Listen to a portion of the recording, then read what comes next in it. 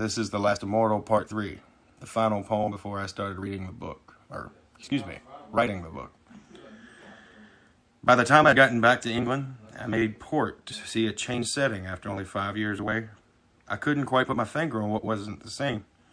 I wasted no time, though. I made my way to a brothel house where I knew I could find vampires for me to slay. Their ways much more wicked than my own these days. I must admit, hunting them from afar, a more honorable exchange. With each one myself I would bleed dry. Their strength and knowledge would be mine to claim. It was an odd thing at first. For many years, the bleeding of memories made me even more cursed. But in time I learned to siphon through them. Oh, but the rush of adding my strength and their speed was exhilarating, beyond the reach of human understanding. Unfortunately, when taken from a vampire, it was only temporary. But the blood of a human that I drank stayed with me for eons, permanently a part of me for eternity, it seemed. But in truth, it's their memories that kept giving me hope. I don't know that you could fathom my misery, still feeling every human impulse, every human feeling, even lust. While in this brothel, I heard heartbeats, letting me know that the living are in here somewhere. In the search, I accidentally let some creatures leave. But frantically, I began searching the structure for the 3 heartbeats, driving me insane. In a hidden room, I found them chained and laying there, bound so they could go nowhere. Disturbed I am more as I examine them. Not only are they chained and shackled, their lips sewn shut to keep them from calling for help. Never seeing this before, I began setting them free. Worries of who orchestrated this filling me, sorting through the many memories added to my own brain. Unfortunately, it was not the new owner of this monster's soul, but his face I had locked in my mind, like a picture you can't seem to let go of. Filtering through the memories I had obtained, I found so many places to investigate. Odd how exhilarating this chase had become to me. The human victims I carried out and placed in the street, calling for help as I made my own escape. Sure they were safe as I left this place. Back on a journey of excitement and a smile on my face, I began my ultimate investigation into the most recent devastation. Excitement filling me as I hit the first stop at a train station. Several abandoned rail cars filled the vampire scum, not the kind blessed with the ability to walk in the sun. They were easy pickings at midday, but sadly against all the information I had gathered and dozens of throats I'd bled dry. I was no closer to finding where it was the monster had went to hide. Admittedly, I was also extremely power drunk, and imagining a rabid dog on steroids. Well, that thought just wasn't enough. My path became obscured, my destination beyond blurred, and like an addict, all I could think of was more.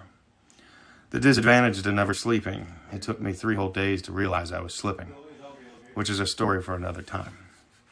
My time was pressing. Eventually, the memories stolen would leave me, and for now I needed them to end the monster's game. I then got back on the trail of this monstrosity, looking back further into those memories, realizing they were filled with parallels that were there to confuse me. But some of the new members of my memory bank, they had been seen his face traveling through that place. Quite often it seemed as if they may have a routine. The change of scenery took me to a fruitful place, a more prominent part of town, a place that would have been more suited with gold paved over the ground. From a certain individual's memories, I had a home to seek, a white home with a huge pillared front porch, and, believe it or not, 6 porch swings. Something out of the ordinary as well, something particular for this time, an armed guard that never left the grounds. An interesting place for a vampire indeed, especially since, as far as I could tell, the guard was nothing more than a human for me to spell. Intrigued by everything I was seeing, I took the opportunity to hide in waiting. And after 2 days of waiting, I finally saw my prize. As this monster of a vampire went to enter the dwelling, I noticed for the first time the guard was leaving. Even more oddities were suddenly coming to me. Suddenly I became confused. Not a single man, woman, or child had entered or left this home, but the guard never once moved until now.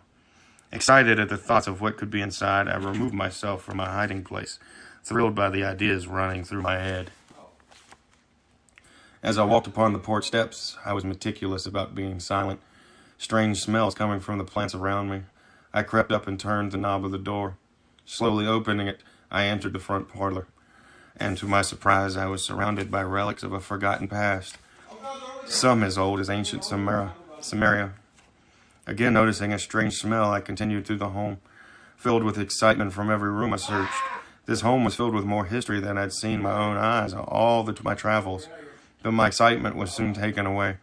I came to a room that filled me with hate again, dozens of humans chained like before, and at the center of the group, a partying of vampires. They hadn't even noticed me yet, surprised they couldn't smell the rage filling me. My normal quiet entry couldn't feel quite right. I had quickly drawn out dialogue forming in my head, and for once I wanted the prey to feel bullied. I won't bore you with the dramatic dialogue, and I will let you know that there was no survivors.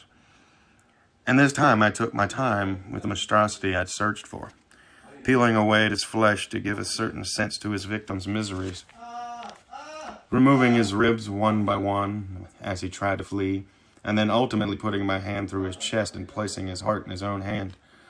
In that moment I realized what I wished for my life. I may not know what I was deep down, but I did know I was tired of seeing humans pushed around. I may not have the answers of what I've pushed for, but now I have a purpose and a plan. For the first time in 500 years, I found hope in my own damn self. I was going to be the one. I was going to be the hunter. From now on, I'd turn the predators into prey. And from this point on, I'll show you what myth is in this world and what is truth. And that is the Last Immortal Part 3.